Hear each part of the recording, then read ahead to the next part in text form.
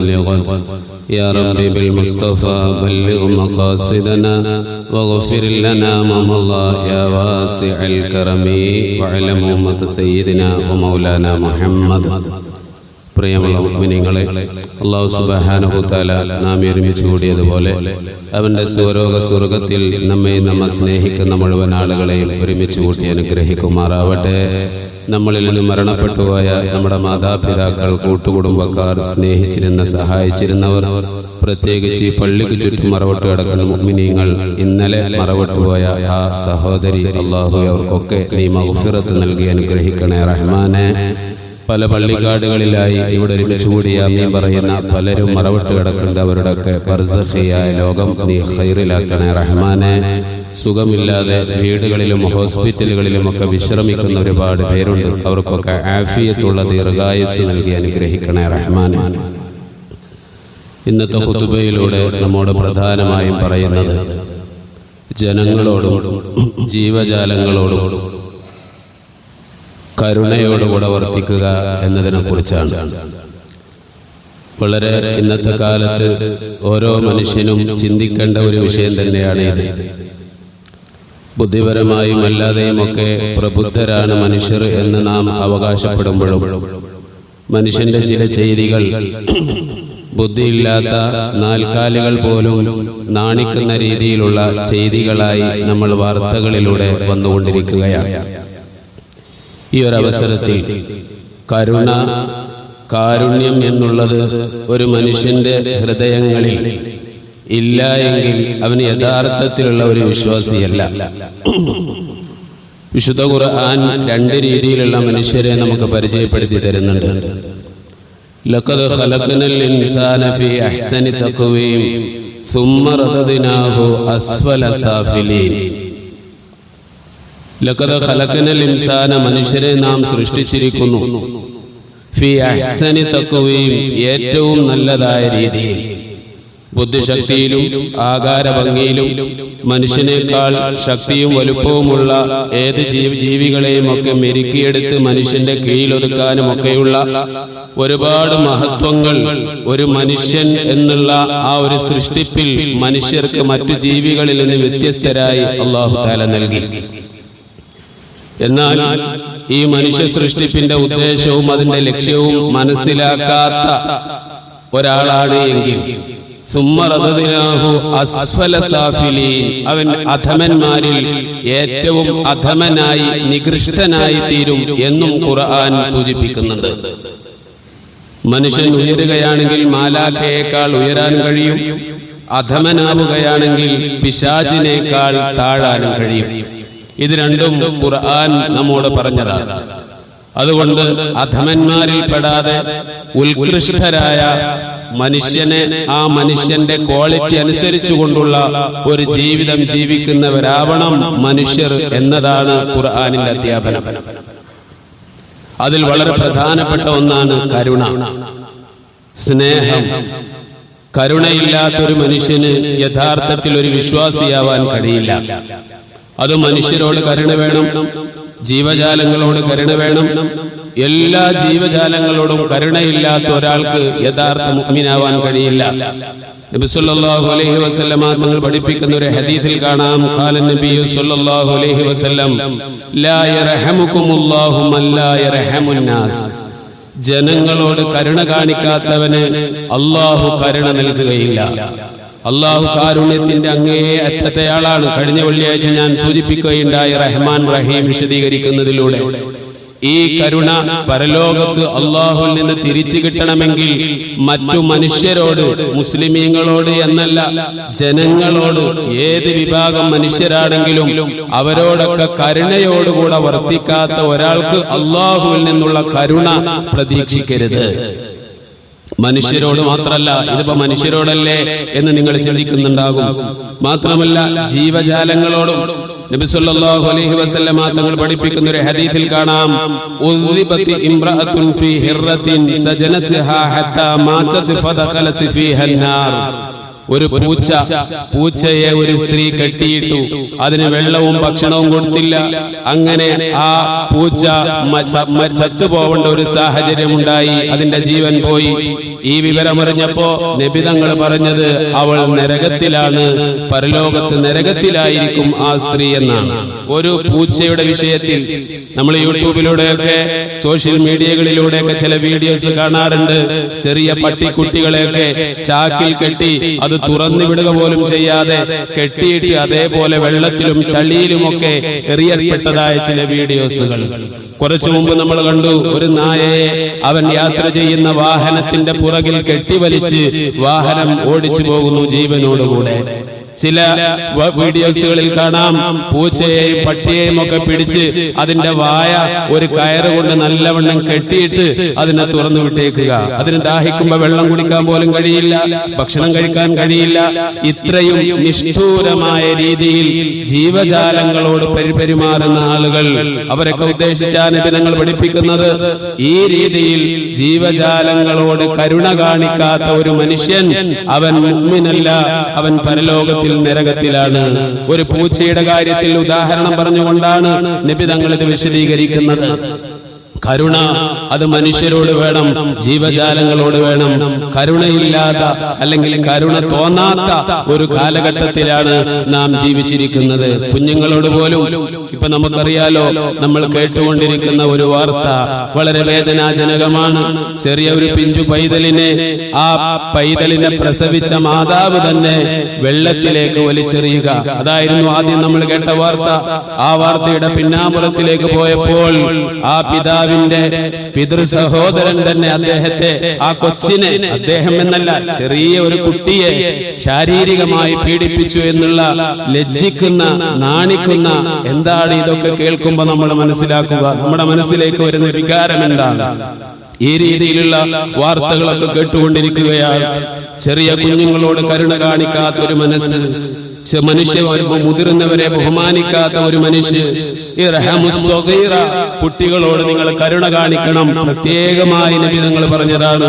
ഇതിന്റെ അർത്ഥം അവർ തിന്മ ചെയ്താൽ അവരെ ശകാരിക്കണ്ട എന്നോ, അല്ലെങ്കിൽ അവരെ വഴക്ക് പറയരുത് എന്നോ, നേർവഴിയിലാക്കുന്നതിന് വേണ്ടി വഴക്ക് പറയാം, അവരെ ശകാരിക്കാം, വേദനിപ്പിക്കാം, അതിനൊന്നും ഇസ്ലാം എതിരല്ല. പക്ഷേ കുട്ടി എന്നുള്ള നിലക്ക് ഒരു കുഞ്ഞിനോട് കരുണ തോന്നാത്ത ഒരു മനുഷ്യൻ, അവനെ മനുഷ്യനായി പരിഗണിക്കാൻ കഴിയില്ല.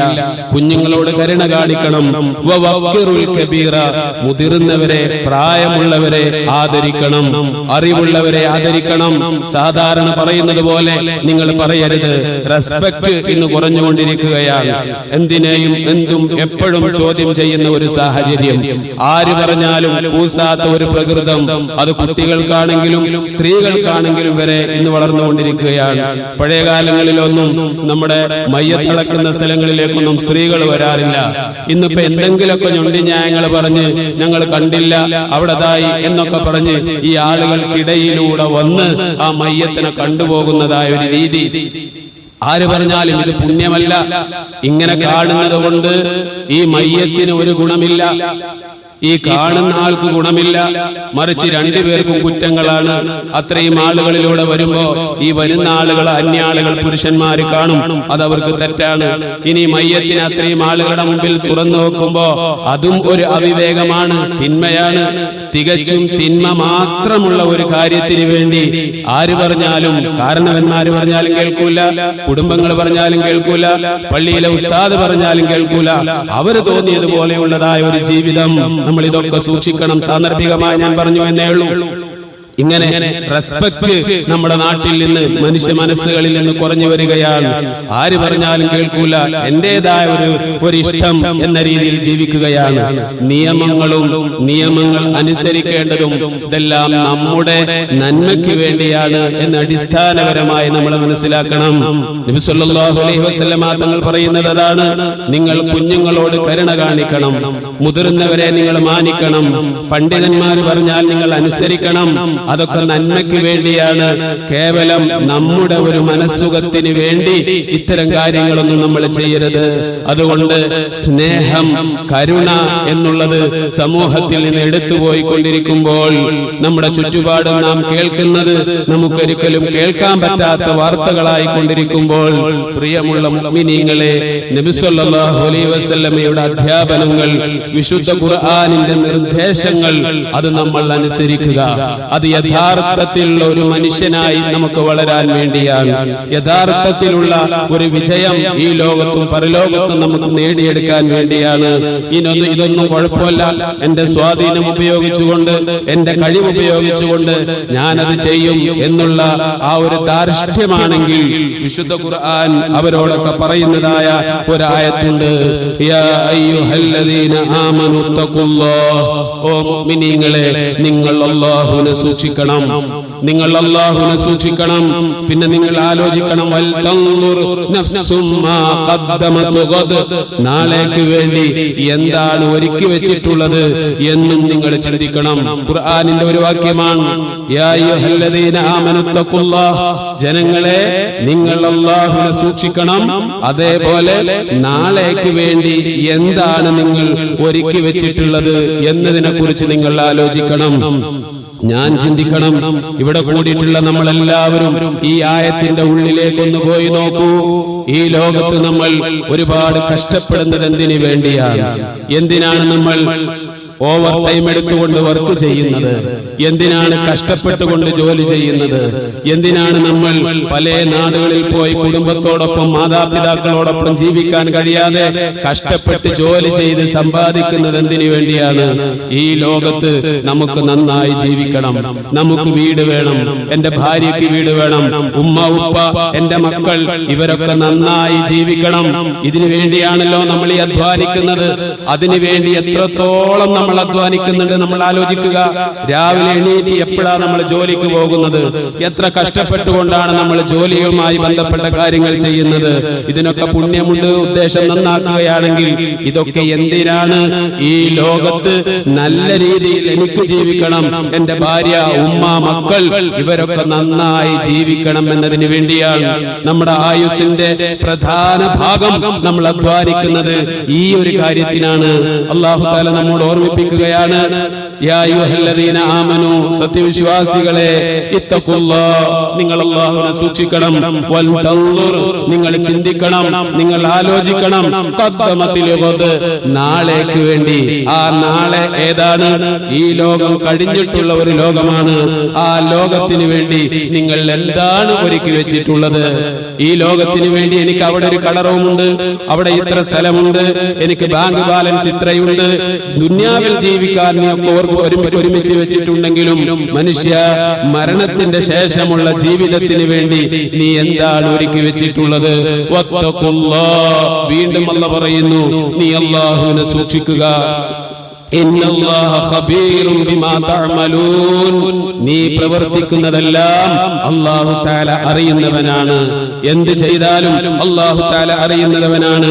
വലാ തകൂനു കല്ലദീന നസുല്ലാഹ്, അല്ലാഹുവിനെ മറന്നു ജീവിക്കുന്ന ആളുകളെ പോലെ നീ ആവരുത്. അല്ലാഹുവിനെ മറന്നുകൊണ്ടുള്ള ജീവിതം നീ നയിക്കരുത്. അങ്ങനെ നീ ജീവിച്ചാൽ ഫഅൻസാഹും അൻഫുസഹും, അല്ലാഹുവിനെ മറക്കുന്നവർ അല്ലാഹുവിനെ അല്ല ശരിക്കും മറക്കുന്നത്, അവർ അവരെ തന്നെയാണ് മറക്കുന്നത്. നിനക്ക് എന്നെന്നുമുള്ള ജീവിതത്തിന് വേണ്ടി ഒരുക്കി വെക്കുന്നതിനെ പാഴാക്കി ഇവിടെ കുറഞ്ഞ കാലം ജീവിക്കുന്നതിന് വേണ്ടി മാത്രം നീ അധ്വാനിക്കുമ്പോൾ അവിടെ ഹറാമില്ല, അവിടെ ഹലാല് നോട്ടമില്ല, നിസ്കാരം ഖളാ ആയാൽ പ്രശ്നമില്ല, പലിശയാണെന്ന നോട്ടമില്ല, അവിടെ ഏതെങ്കിലും ഒരാളെ മാനസികമായി പീഡിപ്പിക്കുന്നതിന് എനിക്ക് തടസ്സമല്ല, അവിടെ കുഞ്ഞുങ്ങളെ മോശമാക്കുന്നതിൽ പ്രശ്നമല്ല, അവിടെ എന്തൊക്കെ സംഭവിച്ചാലും എനിക്ക് കുഴപ്പമില്ല, എന്റെ കാര്യം എന്ന രീതിയിലാണോ എങ്കിൽ നീ മറ്റൊരാളെയുമല്ല നീ മറന്നു കളയുന്നത്, പരലോകത്തുള്ള നിന്റെ ജീവിതത്തെ തന്നെയാണ് നീ മറന്നു കളയുന്നത്. അങ്ങനെയുള്ള ആളുകൾ ഉലൈക ഹുമുൽ ഫാസിഖൂൻ, അവർ തന്നെയാണ് ഫാസിഖീങ്ങളായ ആളുകൾ, വഴിപിഴച്ചവർ, തമ്മാടികളായിട്ടുള്ള ആളുകൾ. അവരാണ്. അവരുടെ കൂട്ടത്തിൽ നിങ്ങൾ പെട്ടുപോകരുതേ എന്ന് ഖുർആൻ നമ്മളോടെല്ലാവരും ഓർമ്മപ്പെടുത്തുകയാണ്. ഈ ആയത്ത് എപ്പോഴും നമ്മുടെ മനസ്സിലുണ്ടാകണം. എന്റെ മനസ്സിലുണ്ടാകണം. എന്റെ ചെറുപ്പക്കാരെ, മക്കളെ, പ്രായമുള്ളവരെ ഞാൻ ഓർമ്മപ്പെടുത്തുന്നു, നിങ്ങളുടെ മനസ്സിൽ എപ്പോഴും ഈ ആയത്തുണ്ടാവണം. മരണശേഷമുള്ള ഒരു ജീവിതത്തിലേക്ക് എന്താണ് എനിക്ക് ഒരുക്കി വെക്കാൻ കഴിഞ്ഞിട്ടുള്ളത്?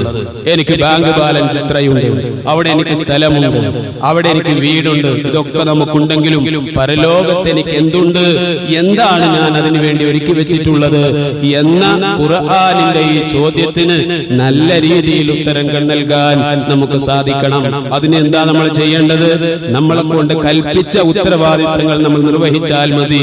സുബഹി മര്യാദയ്ക്ക് എണീറ്റുകൊണ്ട് നിസ്കരിക്കുക, 5 വക്ത് കറക്റ്റായി നമ്മൾ നിർവഹിക്കുക, ഒരാളെയും ദ്രോഹിക്കാതിരിക്കുക, കുടുംബങ്ങളുമായി നല്ല ബന്ധത്തിലാവുക, ഒരാളോടും മനസ്സിൽ വെറുപ്പ് തോന്നാതിരിക്കുക, അയൽപക്കക്കാരെ ദ്രോഹിക്കാതിരിക്കുക, മുതിർന്നവരുണ്ടെങ്കിൽ അവരെ ആദരിക്കുക, കുഞ്ഞുങ്ങളെ സ്നേഹിക്കുക. നമ്മുടെ ഉത്തരവാദിത്തങ്ങൾ ഭംഗിയായി നമ്മൾ നിർവഹിച്ച് ഈ ദുനിയാവിൽ ജീവിക്കേണ്ട കാര്യങ്ങൾക്കും നമ്മൾ ജീവിച്ചാൽ നമുക്ക് ഈ ലോകവും പരലോകവും വിജയിക്കാൻ കഴിയും. അതാണ് വിശുദ്ധ ഖുർആൻ നമ്മോട് പറയുന്നത്. കരുണയില്ലാത്ത ലോകത്ത്, പിഞ്ചു കുഞ്ഞുങ്ങളെ പോലും പീഡിപ്പിക്കപ്പെടുന്ന ഈ ഒരു ലോകത്ത്, കരുണ തൊട്ടുതീണ്ടിയിട്ടില്ലാത്ത ഒരു ജനസമൂഹം വളർന്നു വരുന്ന ഈ ലോകത്ത് തികച്ചും തീർച്ചയായും വിശുദ്ധ ഖുർആനിന്റെ അധ്യാപനങ്ങളിലേക്ക്, സ്നേഹത്തിന്റെ, കരുണയുടെ, കാരുണ്യത്തിന്റെ മാർഗത്തിലേക്ക് നമ്മൾ മടങ്ങിപ്പോവുക. അതാണ് ഈ ദുനിയാവിലും പരലോകത്തിലും നമുക്ക് വിജയിക്കാൻ നമുക്ക് കഴിയുന്ന ഏക മാർഗം എന്ന് വിശുദ്ധ ഖുർആനിന്റെ ഈ വചനങ്ങൾ ഓർമ്മപ്പെടുത്തി ആദ്യമായി എന്നോടും നിങ്ങളോടും ഞാൻ ഓർമ്മപ്പെടുത്തുകയാണ്. അല്ലാഹു സുബ്ഹാനഹു തആല ഇങ്ങനെയുള്ള ഒരു കരുണയുടെ മനസ്സ് നമുക്കെല്ലാവർക്കും പ്രദാനം നൽകുമാറാവട്ടെ. ആമീൻ എന്ന് ദുആ ചെയ്ത് ഞാൻ എന്റെ വാക്കുകൾ അവസാനിപ്പിക്കുകയാണ്. പിന്നീട് പ്രത്യേകമായ ഒരു കാര്യം പറയാനുള്ളത്, വലിയ പെരുന്നാളിനോടനുബന്ധിച്ച് അന്ന് നടക്കുന്ന വളരെ പ്രധാനപ്പെട്ട ഒരു കർമ്മമാണ് ഉലൂഹിയത്ത് കർമ്മം. നമുക്കറിയാം അതിന്റെ ശ്രേഷ്ഠതകളൊക്കെ മുമ്പ് നമ്മൾ പലതവണ സൂചിപ്പിച്ചതാണ്. അൽഹംദുലില്ലാ ഒരുപാട് പേര് അതിലേക്ക് സഹകരിച്ചിട്ടുണ്ട്. 11 പൂർത്തിയായി.